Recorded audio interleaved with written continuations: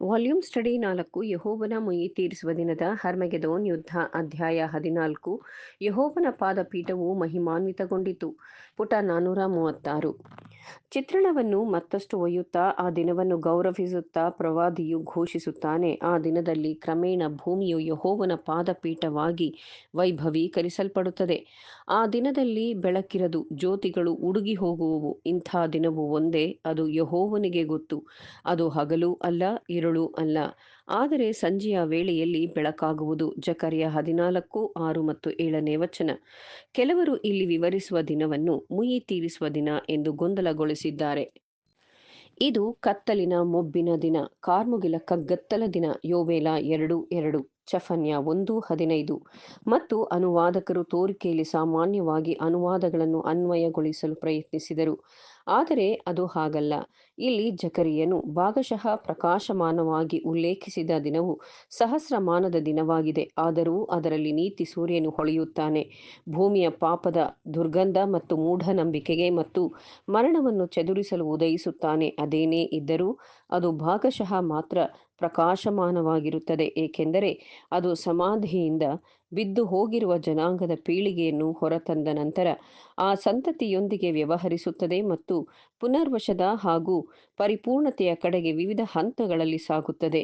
ಆದರೆ ಯೆಹೋವನ ಪಾದಗಳನ್ನು ಪುನಃ ಸ್ಥಾಪಿಸುವ ಆ ದಿನದಲ್ಲಿ ಇನ್ನು ಮುಂದೆ ಕಾರ್ಗತ್ತಲು ಇರುವುದಿಲ್ಲ ಎಂದು ಭರವಸೆ ನೀಡುವುದು ಎಷ್ಟೋ ಉಲ್ಲಾಸಕರವಾಗಿದೆ. ಮತ್ತು ಆ ಸಹಸ್ರಮಾನದ ದಿನದ ಅಂತ್ಯದಲ್ಲಿ ಕತ್ತಲೆಯಾಗುವ ಬದಲು ಜಗತ್ತು ತನ್ನ ಯೆಹೋವನ ಜ್ಞಾನದ ಬೆಳಕಿನ ಮಧ್ಯಾಹ್ನವನ್ನು ತಲುಪುತ್ತದೆ ಮತ್ತು ಅದರ ಸೂರ್ಯ ಎಂದಿಗೂ ಅಸ್ತಮಿಸುವುದಿಲ್ಲ.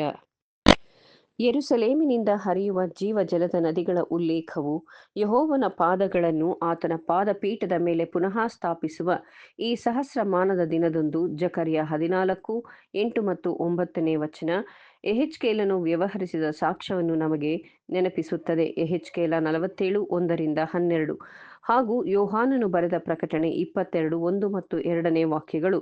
ಇದು ಸಹಸ್ರಮಾನದ ಆಳ್ವಿಕೆಯ ಸಿಂಹಾಸನದಿಂದ ಹೊರಡುವ ಜೀವಜಲದ ಇದೇ ಚಿಹ್ನೆಯಡಿಯಲ್ಲಿ ನಮಗೆ ಪುನರ್ವಶದ ಆಶೀರ್ವಾದಗಳನ್ನು ತೋರಿಸುತ್ತದೆ.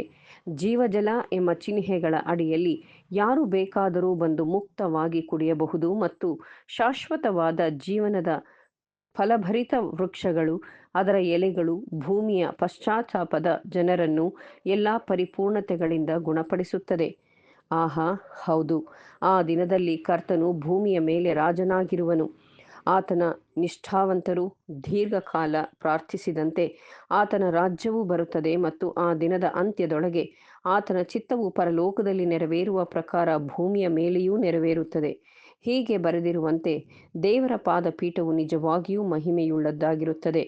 ನಾನು ಜೀವಿಸುತ್ತಿರುವಂತೆ ಸತ್ಯವನ್ನು ಇಡೀ ಭೂಮಿಯ ಯೆಹೋವನ ಮಹಿಮೆಯಿಂದ ತುಂಬಿರುತ್ತದೆ. ಆದಾಗ್ಯೂ ನನ್ನ ಜೀವದಾಣೆ ಮತ್ತು ಯೆಹೋವನ ಮಹಿಮೆಯು ಭೂಲೋಕದಲ್ಲೆಲ್ಲ ತುಂಬಿರಬೇಕೆಂಬುವ ನಿಶ್ಚಯ ವಾಕ್ಯದ ಆಣೆ, ನನ್ನ ಪರಿಶುದ್ಧ ಪರ್ವತದಲ್ಲೆಲ್ಲ ಯಾರೂ ಕೇಡು ಮಾಡುವುದಿಲ್ಲ. ಸಮುದ್ರದಲ್ಲಿ ನೀರು ಹೇಗೋ ಹಾಗೆಯೇ ಭೂಮಿಯಲ್ಲಿ ಯೆಹೋವನ ಮಹಿಮೆಯೂ ಜ್ಞಾನವೂ ತುಂಬಿಕೊಂಡಿರುವುದು.